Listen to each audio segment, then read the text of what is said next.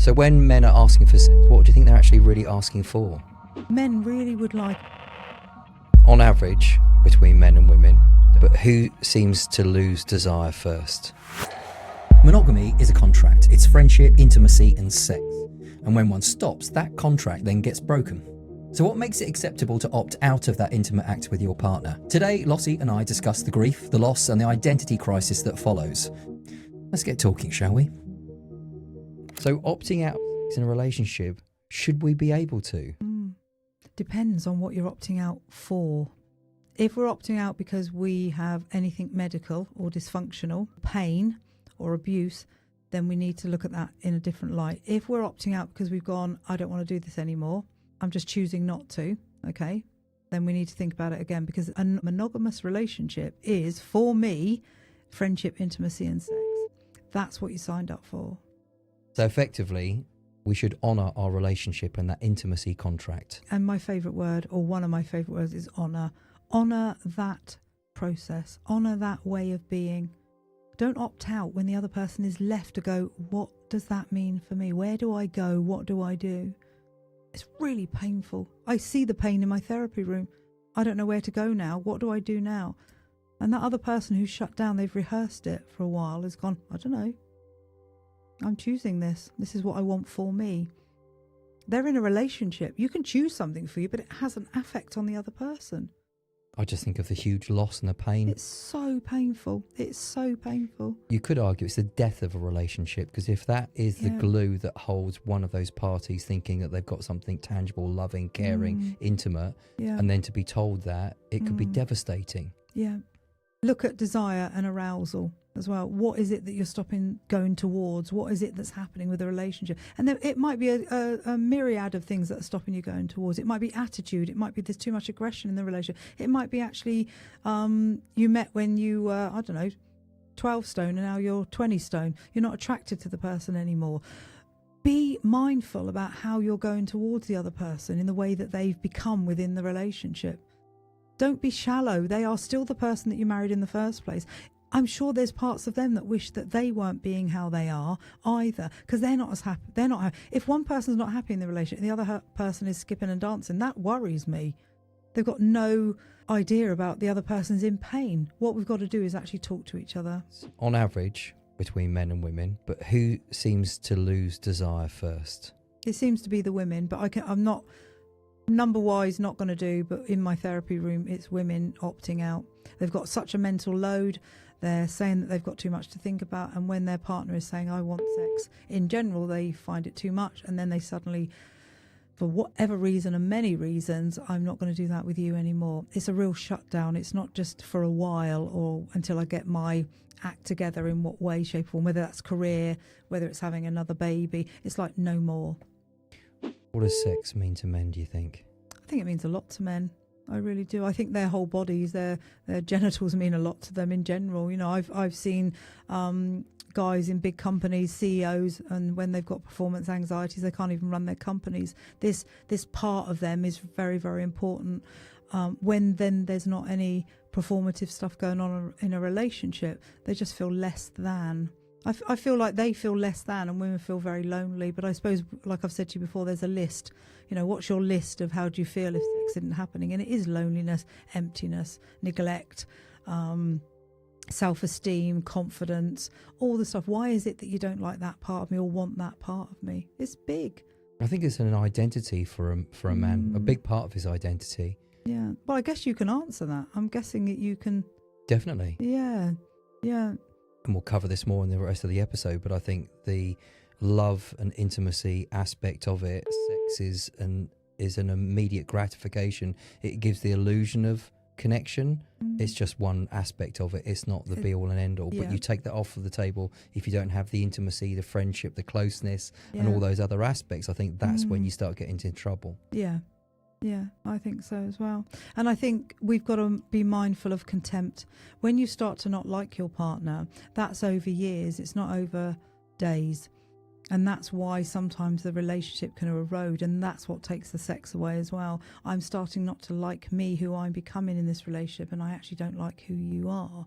That erodes. That erodes intimacy. Well, you can hear it from both sides, can't you? Of course, absolutely, yeah. So when men are asking for sex, what do you think they're actually really asking for? To be seen and appreciated. Appreciation's a big thing. It is. I think it is for men to be appreciated. And respected. Yeah. There is a lot of stuff being spoken about men. It's really interesting as well. Men really would like a partner that they could go to, that when they are vulnerable, it never gets brought up again. If it's weaponized, it'll never happen again. Yeah. However, if the man wants to bring it up again, they can, but the women never use it in any way, shape or form. That masculine part of them still stays intact. And actually, they want a partner that they can do that with. And there was a survey done about men looking after each other and all that sort of stuff. But there was still an element of ego when men were looking after men. Am I able to hold that space for myself? This wasn't me saying this, it was somebody else. But they were saying there is still that sort of testing. Am I safe enough? Whereas when we've got that partnership with someone, we want to be able to go and say, I'm not in a great place, or want to cry, or want to be in that vulnerable place. It reminds me of our episode, Can I Be Me With You? Oh, yeah. I had a client that had 3 to 4 months of trying to understand what vulnerability meant to his partner and his perception. And I think this is a fairly common perception, is that he had to be weak or be seen as teary or frightened, emotional. And after months and months of working with him, what he discovered for himself is it meant being strong, independent, meant being charismatic, it meant being brave, but sharing what made him fearful. So having the vulnerability within his relationship to say, I'm not having a good day today. I'm not feeling good today. Yeah. You don't need to rescue me. I'm letting you know how I am. Yeah. That was enough for her. She felt that he was connecting, he was letting down his guard, but it wasn't the fearful way that he thought, which was all the gushy crying and being weak, which is not good for men. Yeah, and most of the couples that come in to see me are saying, I would like a more of an emotional connection with each other. That's okay, but we've got to be mindful of how vulnerable we decide to be and how it's used, how it's taken. Because vulnerability is part of the sex act, being vulnerable enough to give yourself.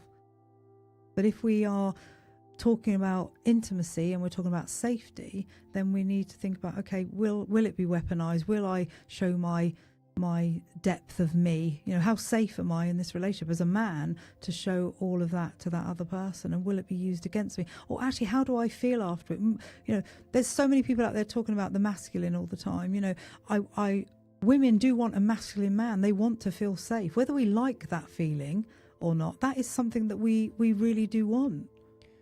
And sometimes when... Can I just say, but it doesn't make you not masculine if you're upset No. or you're not coping. It doesn't make you less masculine. So in the setting of a couple, if she is becoming controlling, irritable, there's that kind of manipulation to feel safe. Yeah, we were talking about, if you talk to a woman in therapy and I say, what's it like to be so controlling? And they say, I don't want to be this controlling. I just don't feel safe. I don't feel like this person that I'm with can hold that space for me, so I am doing that myself. And that might be family of origin. Maybe they've had a mother who's actually had to look after herself, so this would be a template as well. But they resent it. They resent holding that space. Now, that might be one of the reasons that they end up not giving sex, because actually if I've got to be everything to everybody in this family, I haven't got the capacity to give you anything else. I'm done.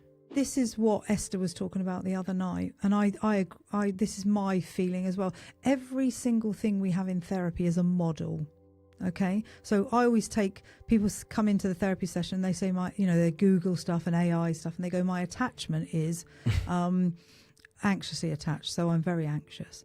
And I go, okay, with this partner, is that what happens with this partner? Yeah, okay. So other partners, no, in another relationship I was avoidant, and in another relationship I was chaotic. Okay, so those are models, and actually depending on who you were with is how you end up being. So you're not just one of them. From the family of origin, your childhood would have catered for whatever was needed then. So it might have been absent parents, so you were anxious that you're always trying to connect with them. That would have been your childhood. In that couple work that you're seeing, as far as an intimacy perspective, What issues are you seeing specifically? Intimacy, first foremost, communication. Communication is intimacy at its best. Talking, whispering, all that sort of stuff. You can Playful. Oh God, it's so why? Please, I want couples to really connect with each other. I've got such wonderful couples coming to see me, and they've got the 4 boxes. They've got commit to the therapy. They've got 1 foot in and 1 foot out. They've got dissolve the relationship, or they've got stay the same. These are my boxes in therapy, and most of them want to come and commit to the relationship. They want to find a way forward. The ones who are 1 foot in and 1 foot out, that's fine too. Trying to make a decision of where we're going, what does it look like? How can I be me while I'm with you? That's great, trying to work that out. Dissolve is obvious. Stay the same, don't work with me. Should couples negotiate sex like a contract, like a business contract, or is it that kind of we do. relationship? We do. First of all, it is a contract, and we contrive it. Yeah. So what I want you to do on Friday night at 7:00 is I want you to do this intimate exercise with each other, which is talking and how you talk to each other. Then next week I give them something a little bit more, and we're talking about 15 minutes, 7.5 minutes each. The following week will be half an hour each, and then we extend it and we go further and further and further. So does refusing sex give women power, or does it highlight something else going on underneath? I think it's a bit of both, isn't it? There's a power to it, but also I think there's a tension that comes with it, refusing. It's a double-edged sword, isn't it? There's a power to it, holding that, weaponizing it maybe. I've not got what I've wanted from you, so I'm not going to give you what you want from me. But again, communication, did you ever ask for what you wanted, really? What you were getting might not have been what you wanted. Did you actually say, I don't want to do that anymore, I want to do this? And the flip side to that is withholding it could be a good thing if it creates the tension, if it creates excitement, if it is playful, if it's not used as a weapon, as you mentioned before. It's not now but wait till later, or not now, wait till the weekend, or make it more purposeful. Make sure the kids are out of the house. But you've got to make that really clear. And also, if you say, let's just mess about and have a bit of a play, when the weekend comes, you've got to do something, because the disappointment is huge. There can't be an excuse. There can be a reason. I don't want excuses. Taking responsibility for our history, our triggers, our traumas, our family of origin, appreciating and respecting the person that we've committed to in a dedicated relationship is then caring about some of their needs, of course, right? Yeah. But if we're both singing from the same hymn sheet, they will be doing the same for us. Absolutely, yeah. Give to give, always give to give. Yeah, not pointing fingers and accuse. Yeah, but we have a lot of contempt within relationships because of this part of us that the I becomes so big, the entitlement of I becomes so big, that we need to be mindful of that. You're not single. You can't choose what you choose. You're choosing your choices to be with someone. Choose your choices. Choose your choices. My favourite saying, choose your choices. And one of those choices is our relationship. It's going to be utmost and foremost. Nobody else gets involved. It's just between us. What goes on here stays with us. Absolutely. Isn't shared with family and friends. Yeah, and be loyal. There's many processes in a relationship. You know, you go and see your girlfriends and you're saying to your girlfriends, oh, we haven't had sex for ages. Don't tell them that. Be loyal to your partner. Try and work it out and go, we're working at trying to get closer. You don't want it infiltrated by other people's history, family of origin. You can see how how insipid that can be. And people say, well, it's normal. You've been married 5 years. Stop it. It's not normal. We want to keep it. We want to keep that connection with each other. That triggered me then. It's normal. Fuck off. Is telling couples just to have more sex solving the problem or destroying it? I wouldn't do that. I said to you before, I had a couple that come to me and their therapist said, have a few drinks and just have sex and then you'll be fine again. Bingo. Fixed. Yeah, don't like that at all. I think you've got to find a space for them to be intimate with each other, have intimacy throughout the day. It's not just I'm intimate now and then we can jump on top of each other. It's got to be a real fluidity of process for me, and working that back up, getting them to think about it differently. That's why Tantra comes into its own for me, because it gives them the opportunity to go, okay, let's look at sex differently. Let's look at the erotic blueprints. Let's look at how we can see sex as something that we hold as an energy instead of just keep giving that part of us away all the time. Hold the tension, play with it. you know what came up for me then? Men have gone to war and killed people for their families and to be able to protect their families and have sex with their wives and that connection. It's a building block for life. Yeah, and there's still wars going on. Yeah, very true. Yeah. So, but that talks about the masculine. Men go to fight. Men go to protect. Men go to look after their, I'm going to say it, women folk and children. You know, coming back to war, being in civilization as we are here, that biological part of you guys don't change, surely. Well, you said something before in another episode. Women scream, men need to roar. Yeah, I always say that. Yeah, I do. And I think women are allowed to scream. If I wanted to have a hissy fit now, I could. Yeah, and I'd let you. Yeah. And you'd be in a safe space to do it. Yeah, absolutely. But nobody would really go, oh, God, you know. And that if you roar, you'll scare. You'll scare people. And that's not necessary. You don't need to do that. You need to really, you know, put yourself together. No, they need to do the opposite. They need to go. Yeah. Correct. Yeah, absolutely. So thinking about tying off today's episode, and we've been looking at some of the reasoning behind giving him sex. Some of your couples, the people that you work with, and I've got friends and individuals that I know that are in a similar ballpark, haven't had sex for a year, 2 years, 5 years. Yeah. You've had experiences of 20 years. It seems just painful. It is the painful. concept. Yeah. And we're not talking about always penetrative sex. I'm not talking about. I'm talking about that playful side. Being able to, you know, when your husband comes home and you just say, just sit down and undo his belt and say to him, this is just for you. I don't want anything. And vice versa for her. Why do we always have to go, you know, a little bit of kissing, deed done. Are you satisfied? Nobody asked that question anyway, to be honest. Let's go and get the dinner, or let's sort the kids out, or whatever. There is, you know, this oxytocin that goes through us when we do have sex or any intimacy lasts for 14 days. Why are we wasting it? Well, this is an aspect that we didn't cover earlier, and I think it would be good to do now. Sex is good for us. Really good for us, yeah.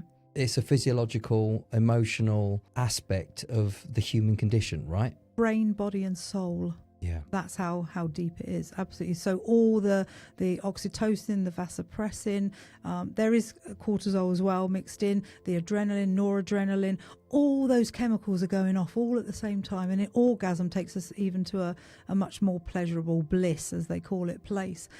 Why would we not want that? Why do we not want to get to that place? And the pair bonding. Yeah, oh my God, the bonding. Yeah, absolutely. Yeah. Yeah. So it seems like this is a slippery slope. This is something that happens over the course of time, and then before you know it, it's got to a point of, at that point anyway, no repair. Yeah. And that's when someone or a couple can come to you and work through that rebuilding stage. And I know that you do a lot of tantra work. Think about a couple, something that they could do tonight or to help an intimate connection. What could they do? Bit of rebuilding that intimacy. Yeah, so one of my favourite yoga poses is from Tantra, and it is Yab Yum. Yeah. Oh, I love it so much. And it's an opportunity for you to get close. So you're fully clothed. Don't have to have sex after it. You're just doing this process. So the guy puts sort of like a triangle in his leg, so yoga pose, sitting. We need someone here, don't we? We do. Well, yeah, if they a spare couple. Yeah, absolutely. Fully clothed, of course. Yeah, absolutely. But you're going to put it in the... Yeah, I'll stick a nice... I'll go through a couple of videos and we'll put it in the description. Yeah, yeah. So it's when then the partner sits in between. So I say to my clients in the room, you know, get your junk out of the way so nothing squishes and everything. Sit and get as comfortable... If you've got big junk. Or small, it doesn't matter what it is. And you're sitting in a comfortable, non-pain place. Because if there's any pain, you won't be able to do the heartfelt and the breathing stuff together. So get as comfortable. And then she puts her legs around the back of him. So she kind of is facing him. She sits down on his lap. Yeah, she's right sort of chest to chest. They're right next to each other. So they can really... David Schnartz talks about, he's a relationship there, talks about that heart sinking, cuddle and re-cuddle. So the heart starts really processing and sinking in together. And then her legs behind him, his arms above her shoulders, then her arms underneath his arm, and then what I wanted to do is put their cheek to cheek and then just rock backwards and forwards. And there's a hypnotic process that happens with this. You can feel it when I'm talking about it. You can just I can feel it. I love it. And I've done this many times, not with my clients. I'm a non-touch practitioner. And we're not saying this leads to sex. This is No we're sex. talking about couples that need to rebuild intimacy, and this is a great tool to be getting on with. It is so lovely. So get on your bed. I call the nest. I hope everybody's bed is lovely, the lovely linen, and it's all pillowy and gorgeous. Get in there and make yourself a little nest. Get as comfortable as possible. Get her to sit on top of you. Just, and that you might get an erection. There might be some giggling. There might be, and that you're just going to allow your breath work to just settle yourself. Breathe through the nose, out through the mouth, then cheek to cheek, and then you're just going to do this. You can do it for about 5-10 minutes, that's all. Twice a week. Just allow that to happen. Don't make an excuse not to do it, because one person out of that couple will go, "Are we going to do it tonight?" And they go, "Oh, I'm a bit tired, my leg hurts." Don't do that. Make sure you go, right, Tuesdays and Thursdays is our yoga night. And it's one pose I'm asking you to do. I'm not asking you to go to an hour session. It's so lovely. In a recent episode, we talked about the relationship MOT, holding ourselves accountable and responsible to the relationship, and then everything else kind of falls into place if we do that. That feels like one of those aspects of relationship MOT. Good communication, check in once a month, once a week, whether it's this intimate act or whether it's just checking in. How are you? What's going on? Is our relationship on track? Can I be me with you by saying some of the things that are challenging? It feels like that's far beyond the limerence stage and much more the real deal, an important aspect of relationship. It takes work. It takes effort. If you want a good relationship, you've got to put in the effort. Yeah, it is effort. Yeah. Relationships are complex. We have got so much going, the internal dialogue that we have about ourselves and our partner. We've got the family of origin. We've got that growth part of us that comes to a relationship where we're so culturally different that we've got to try and blend. We don't actually fit, to be honest. Nobody fits. We want it to fit. And finding the triggers that we have and the conflict styles that we have and the attachments that we have, putting all that together is absolutely huge. And all those models that we adhere to, that I'm definitely this or I'm definitely that, actually think outside the box and meta think, am I like that or am I like this in this relationship? And if I am like this in this relationship, what is happening to me? So hold up the mirror. Hold up the mirror. If I don't want sex, let's hold up the mirror. Why? Why? What's going on for me that I've decided to opt out of this? Why am I not giving him sex? And how is it impacting him? Yeah, because it lights up the other person to be seen, to have attention, to be touched. Male perspective, if my partner was submissive... That's okay to say submissive or dominant. It's fine. Yeah, absolutely.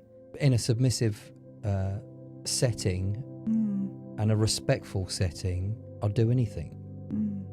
I think the bins would get put out. There's those... And that's not... That's even though it's the same language... There might be chores, I'll give you a blowjob later. I should imagine for most guys, the feeling of release is great, but they don't feel good afterwards because it was dependent on conditional. It's conditional, yeah. And we don't want that. No. We don't want it to be conditional. Thank you for watching the highlights of our recent episode. Should you give him, well, let's just call it intimacy. If the topic resonated with you as well, please click on the full episode here. And for anyone that liked and subscribed, we really do appreciate it. And we look forward to seeing you on the next episode.